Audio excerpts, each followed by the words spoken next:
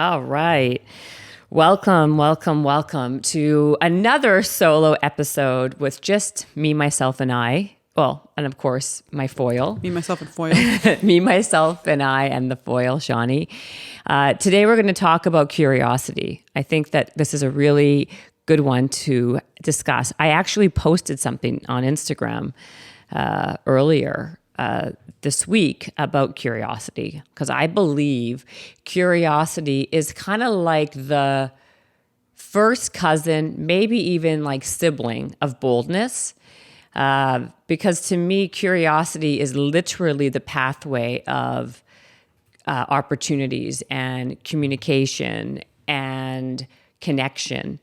And I always think that if you are somebody who can really harness that, you can really, I think hard. If you're not naturally curious, it would be a good idea to cultivate it because of how it does open up your world so much bigger than where you are. And most of my best opportunities came from just being curious and asking a ton of questions and putting myself in places where I don't belong and just wide-eyed and not having any information and just figuring it out by asking and asking. And also when I'm interested in something, going down these rabbit holes. And so that's why today I really want to explore the importance of that. What do you think, Shanni? I love that. How can you cultivate curiosity if you're not naturally curious? I think this is how I think you do it. I think you just do it. This is the thing about everything I talk about, everything that I kind of preach, so to speak, is there's no secret message or magic bullet to any of this. It's super basic. And that is just basically just doing it, just acting on it, just becoming it. There's no real blueprint to it. And you do it by doing these small little things. If you're someone who's actually not that curious, you can become more curious, or at least act as if, by just asking people questions about themselves. Who doesn't like to talk about themselves? Who doesn't want to feel valued or important or special? And the way you do that is by asking them about themselves. And if you're someone who typically doesn't do that because you don't want to pry, or you don't want to make someone uncomfortable, or you feel awkward, start by just asking very basic things about them. That's not too provocative or puts people in an uncomfortable situation. You can work yourself up to that eventually, like I do. But you can start by just asking them just basics. You know what I do? And I actually, when I'm in an elevator and it's just me and someone else, I always just make a commentary. So what I would do would be like, wow, this is too close. This is very close for comfort, isn't it? Kind of make a joke or start with humor. Or not to say that everyone has to be hilarious and funny, and you don't have to cultivate that necessarily. But just saying some offhanded, easy quip is a great way to kind of start honing in and harnessing that curiosity muscle. Again, I really believe, and I talk a lot about this in my book, Bigger, Better, Bolder, about the real connection between being bold and being curious. It's easier to become bold if you are curious, and if you are working on being bold. A really good way of working on that is to act curious by asking people questions about themselves, or by breaking the ice by doing these little things, like I said, going to when you're in the elevator, just saying something kind of quippy, or yeah, it's kind of, whatever it is, or it's dark in here, or how's your day going, or what brings you to this place?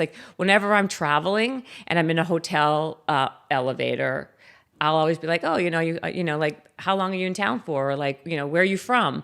And you won't believe how many times that's turned into a long conversation the next time I bump into them in the lobby, or the next time I bump into them down the road in that stay.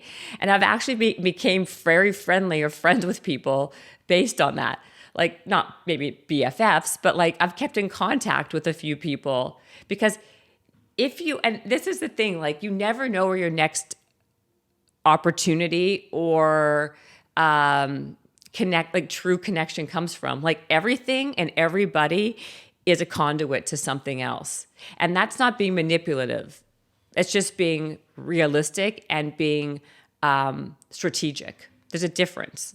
Yeah, it's also just being it's just being a person who wants to have interpersonal relations with people and Totally being curious about. I like what you said about just having like basic questions that you can build up to, that you just use, because there's a lot of introverts out there who are not adept. They don't really want to make conversation in an elevator. They don't know even how to, but it's all a practice game to get the reps in. It's all a practice game to get the reps in. And also a lot of times when someone is an introvert, two things: either they appreciate someone trying to pull themselves out of their shell, right? Yeah. Or they're like humored by it, right? Because it's so like out of the norm. Because most people, a lot of times, people like want to stay very, very much in their confines, and they don't want to be like, they want their own personal space, and they don't want to like go outside of that. So everyone I'm just using the elevator for an example. They stay within that little space, and they just like don't even make eye contact. They look down, or they like look wherever where they feel like it's not intrusive.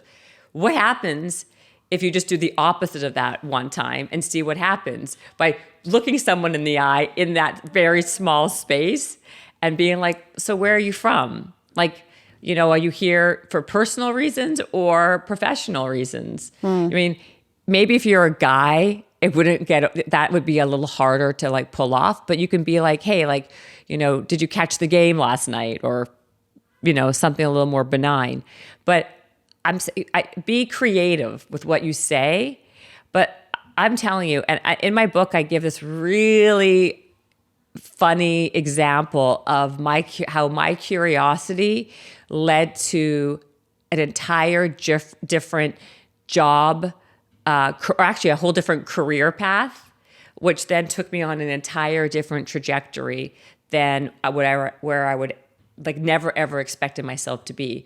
But you have to read the book. And you got to read the book to know what it is. What a cliffhanger. Yeah, what a cliffhanger. But the point is that what I'm trying to like really, really hone in here, and what I'm really trying to like hammer in, is that it is so important to be curious. And you don't have to become a 10 out of 10 in curiosity.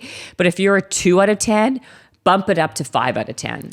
You know what's also interesting is, you can be curious about people, but if you're struggling with that initially, you could also just be curious about things. Like, I find it so crazy when I'm sitting with someone in a conversation and we're trying to think of something and they don't immediately want to Google it. Like, I have to know things. I love to know stuff. And so I think that's just a habit. That's a habit I picked up from one of my friends. I was hanging out with him, and every single question we had, he was just like, oh, well, let's just find out. And he was just Googling it. And this was like 15 years ago. And ever since then, I've always kind of had that habit where I'm like, well, why not just find out? So if you're struggling to build up to the people, which you should definitely practice that also, but maybe try to just be curious about things, It could be anything. I think that why I focus on the people is because I believe that we all need other people to help us expand our growth and expand our opportunities personally and professionally. There's not one person in the world that doesn't have everyone has to rely on somebody at some point. And like, nobody is a success by themselves. I don't believe that to be even, I think that's a total myth. I think everyone is self-made, but you need to have a real supportive group of people. We talk about the bold directors all the time. But I am even talking about even besides that. And I think, like I said, I think that I think even to have a rich life, and this is my big thing, is that you need to have really strong interpersonal relationships. And you build that through talking and being with other people, learning about other people.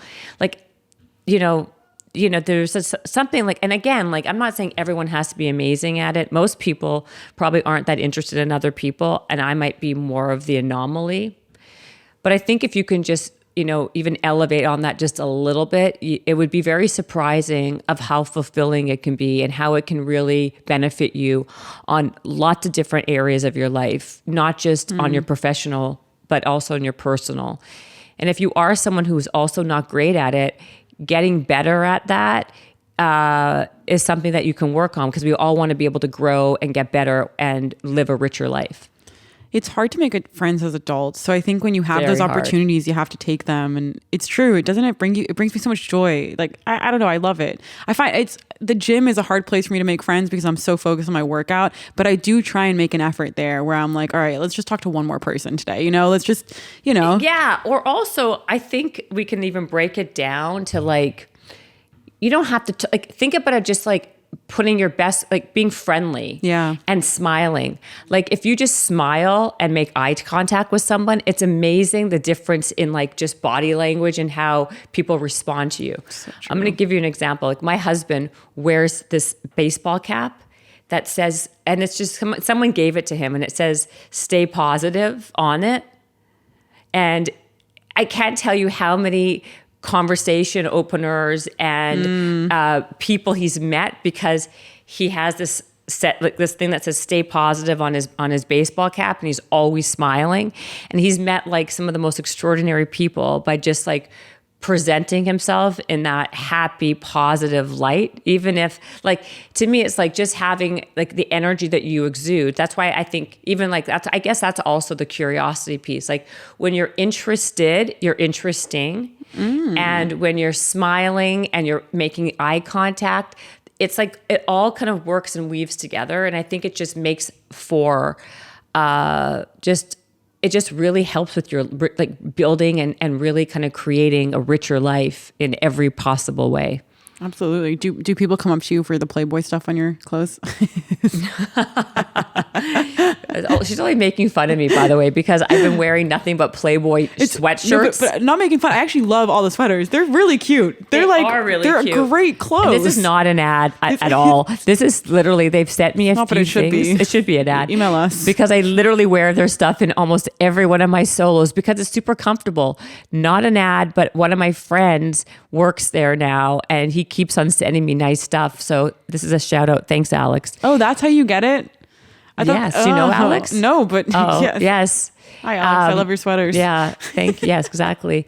And, but listen, it's free promo for them. What do they care, right? It is, but I actually really like the point that you made about having like things that are conversation starters, because that might be something that introverts could do too to help them, is like just putting off, like exuding that energy, having a smile, whatever, but maybe having like a conversation-y piece that you're wearing, whether it's a slogan on your hat or like a breast, it's making earrings, whatever it is. It's what it is basically picking something that's like obvious and then pointing it out. Yeah. That's what it is. It's basically, when you are somebody who needs to harness your curiosity muscle, a great way to do that, a great strategy is picking something that's super obvious out and then making commentary on it. So if you're in the elevator or if you're at a party and you're standing beside somebody and you want to strike up a conversation and you want to connect with somebody, a great thing you can do is just pick something that's very obvious, like, wow, it's really cold in here. Or, what do you think? Or like, oh, the service is really slow. What do you think? And then that's something that's arbitrary and it's like, it's not personally, it doesn't cross any personal barrier. So it's super easy. And then you can kind of learn to get better by doing it that way. That's the way I say it. I actually always use when my service says SOS on the phone. Yeah. That is I always will start a conversation when it says that, no matter who's around me. If my phone says SOS, it's just the easiest thing to talk about. Cause when you go somewhere and it says SOS at the top instead of having service. No. Oh, it's like, it's so dramatic. The phone will say SOS and it's just such a dramatic like piece of information, but everybody around has SOS on their phone. I always will strike up something about that. Do you know what's so what I was just going to say when you just said that? This is why I like having a foil. You just made me think about something else. Also, when you don't have your phone with you, it's a really great way to strike up conversation and force yourself to be more curious than normal because you have nothing to distract you. Because right away, automatically what people do when they're I keep on using the stupid elevator, but in an elevator or at a party or at an event or where like you don't know people or where you're uncomfortable, the first go-to is to scroll your phone, to scroll Instagram, to check out TikTok, to basically rely on your piece of technology to distract you and to entertain you. What if you didn't put that thing into play? What if you turned off your phone or didn't bring your phone and you oh my God, had to actually make conversation with somebody, and you were forced into doing that. Do you know, like maybe that's another great strategy for That is good. basically helping hone your curiosity skill and muscle. Just leave your phone at home or turn it off. And then lo and behold, you're like forced and stuck to think about how do I survive? How am I going to entertain myself? And then like talk to the person beside you. Yeah, that's a great one. I didn't have a phone for 2 years once. And Once? Yeah. It was one period of my life. It was 2014 or 2016 that I went 2 years without a phone, and only had to get one because I ended up getting a job at one point, and they were like, well, we can't keep calling your sister. They're like, I kept putting her number down for everything. And every time I would wait for someone, when you like go meet up with someone. Yeah. So I would coordinate on Facebook on the computer. I'd be like, hey, I'll meet you there. But then when I would get there, I wouldn't have a phone. So I would just be waiting for people. And it was so eye-opening. Like all of that time that's usually spent on your phone while you're waiting for someone, I'm just sitting there. Like I don't have a phone. So I was just sitting there, and it was so weird, but it was such a unique experience, and it changed the way I viewed wait time. If your friend goes to the bathroom or something, Totally. you're at a restaurant, and right away you pick up your phone. What I find this to be actually, now I'm dating myself yet again because you're a baby, but I will tell you I thought something. you meant like romantically, like what I'm dating myself. Yeah. I was like, oh, how nice. Maybe I would probably have a great time. That's probably better than most of the dates I went on. But anyway, what I was going to say is before all this, we didn't have like what we have now, right? Like even like in like when I was I don't know in the early 2000s, we did have phones. Okay, I'm not like bedrock. Did you have phones? Yeah. But we didn't have like smartphones, and if we did, it was very rare. And we barely we started to maybe do a little bit of texting, but it wasn't that normal. Right. Where I would usually just wait until I get home to call somebody or whatever it is, right? But my life was so much more full in the sense that like I was very much more aware of my surroundings and cognizant of like where I am and who I'm talking to, and personal relationships and socializing was so much more impactful and fulfilling, honestly. Because now it's like, even when you go to a restaurant, like I see families all the time, they're all at a table and everyone's on their phone. Like nobody puts their phone down ever. And it's like, not only is it like a security blanket, but it's actually become like people's like personal BFF. It's really unbelievable to me. Scary. Did you have pagers? Were you a pager person? I mean, we did have pagers, but I was like, listen, I'm not like 107. I don't know. But I'm saying like technology moved fast. It does like, move super like, fast. It's true. I mean, I had pagers. There was a point where the pagers were a part of my life. You know what I mean? There were pagers, but it was still more like pagers were still meant more for like doctors. Like doctors and like lawyers or whatever. But yes. But I remember like it was never something that I would never rely on it. It was never a security thing. And we got along just fine. Like life still went on, and probably even better than it is now. I just think we rely so much on our phones and so much on technology to socialize and just to be distracted constantly. Like if it's like the whole thing is like a blessing and a curse. Like all of this stuff, like all of the technology, all the platforms, all the social media, it's such a blessing and such a curse. But I do believe if I had to pick one or the other, I would think it's more of a curse than a blessing. Interesting. Yeah. I do. I think that like it was one of the best things that happened in terms of like, moving us along in the world, but not on a personal level. I think maybe professionally, but now like there's a robot and a computer to do people's jobs. There's a robot and computer to do people's personal stuff too. You know what I mean? Like it's just weird. How do you see that? Because I know with the kids and stuff, you don't want them to be on the iPads and this kind of stuff. It's a constant struggle. What's your perspective of that? Like as a parent, I hate do you it. notice the difference when they are on their screens a lot? So, well, and every parent's going to say the same thing. It's a constant battle and a fight every time, because what happens is the kids get so used to they get so addicted to their iPads that when you try to take it away from them, they freak out. It's always a fight. And their behavior is worse after they've been on the iPads for longer, right? That's so in what way? It's just like they're more irritable. Because it's like kind of like one of those things where you're an addict, right? And so what happens is when you're taking away that person's drug, it's like they need a fix of it. That's what hooked. it feels like. So like my kid loves video games and he's also a very active kid. But what happened was that when COVID was here and he wasn't able to do a lot of stuff, he was on his iPad, unfortunately, way more because I had to work and like just in general, right? And it did change the neuroplasticity, I believe, of the brain because you become, I would hate to say lazy is the wrong word, but lethargic is the better word because that's become your new normal and it's easy to fall down that bad path. So it becomes like a struggle, and if not, like you got to make a very conscious effort to get out of that and not allow that to be what happens. So like every day I'm like putting him in, he's got sports every day. Like I don't want to overschedule my kids, but at the same time, it becomes it's a real thing. Like if they're not doing an activity because of where we are in the world today, the go-to is an iPad. The go-to is a screen. And I am fighting it at every possible chance I get. And I'm sure if there's a parent listening to this, the struggle is real and everyone can commiserate and relate to this. And it is so frustrating. Yeah, it seems like something that's universal with parents right now. It's totally universal. Do kids their age have phones? Is that a thing? Well, my kid is 10. He just turned 10 like yesterday.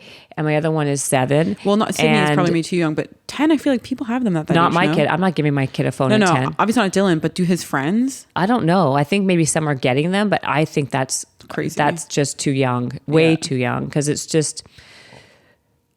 it's already a problem. Why would I then? It's like giving someone who has heroin, like a heroin addict, like giving a heroin addict some heroin to keep in his pocket just in case. Yeah. You know what I mean? Yeah. Like I will do whatever I can to make sure that is prolonged as long as possible, for sure. Yeah. I mean, you can always make an argument for safety reasons, but I think that, I don't know, man. I think in terms of like their well-being, socially, emotionally, it's the longer you can like hold it off, the better. Well, delayed gratification is a thing. Yes. And I'm a big believer in that with life and everything I do. So this is the same thing. If you missed that episode, the solo episode, you should listen to that one. We spoke about delayed gratification. Did we? Yeah, we did. It was good. We did. When did we talk about delayed? I was going to do a whole other solo. Well, it was actually a small piece, so we could do another solo. I think we touched on delayed gratification on one of the episodes. You're going to have to go check back which one because I do not remember. But neither do I, to be honest. Yeah, but it's a real thing, and I think it is something that should be another thing that should be harnessed and worked on as a skill. Wait, I have another question about this COVID stuff. Because, kids... COVID stuff. No, because I'm so curious about how kids survived during that time. Were they... Because they're so young. Were they on Zoom classes? Yeah, they were in Zoom classes. But what were they... Like, what were they doing on Zoom classes? Trying to learn. But they're just so young. It just seems so crazy. It is. For a kid, like, think about it. Sydney was like 5. Yeah, Sydney was so young. Can you imagine having a child who's 4 or 5 sitting on a computer for hours? That's so weird. It's absurd. It's absurd. That's why there's so many kids now who are so far back where they should be because it's literally impossible. Yeah. And the reality is parents have to work. I mean, that is what the reality is. I mean, unless you are very independently wealthy and you just have all the time in the world, people have to work. These are like real things in life. Yeah. It was really hard. It was a thing. And that's why now a lot of kids are in, a lot of them are in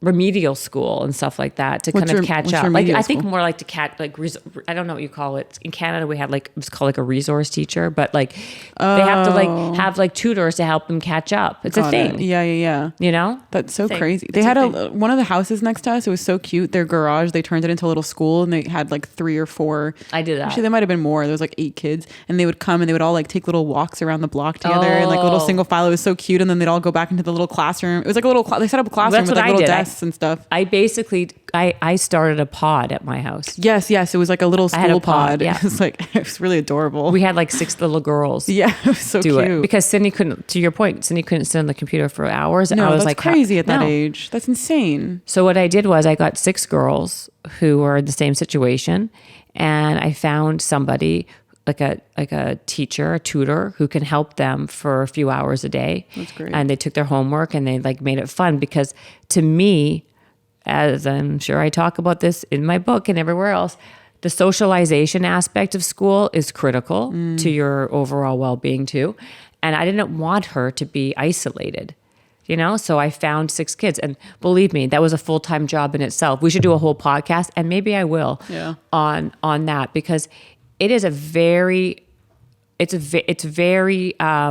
was very much like a full-time job. You actually had to do another full-time job. So it was like if you're a working mom or a dad, and then you also had to like take care of that whole situation, it was a thing.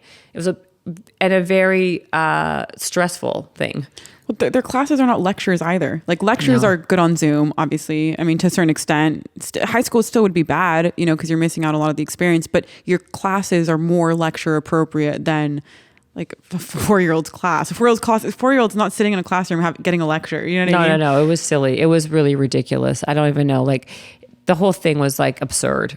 It really was. But like I said, luckily Sydney had a pod, and then everyone came to my house, which was great for my work. I'm sure again, that was wonderful. wonderful. But Dylan, I couldn't find for my older one. I couldn't find a pod for him.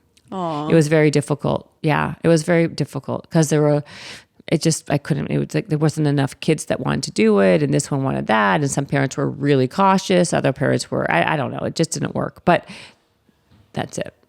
Well, it's a good thing that kids are curious. Yeah, which not loops always. back into the top of this episode. I know. I don't know. Sometimes like we go my little on these segue, like a little circle back. You could maybe you fast forwarded it. I don't know, but like basically, we said our piece with a curiosity. But if you are not curious, I would very heavily suggest trying to get better with it by, again, you don't have to be a 10 out of 10, but if you're a 2 or a 1, try to get to a 4 or 5 out of 10. It will open your world, open your life, open your opportunities up by a landslide. And like I said, do it by just starting small. Everything in life is baby steps. It's one little bold move at a time. So let me know how it goes. Leave me a comment. And if you have yet not subscribed to this podcast, I highly suggest that you do. And discuss this in the Facebook group. Oh, yes. Which you can join by the link in the description. And you can also find the secret to getting anything you want in life by signing up to Jen's mailing list, which is also in the description below. You heard it here first, guys. And buy our book. What are you doing? Yeah. Oh my God. Come on. All right, guys. Bye.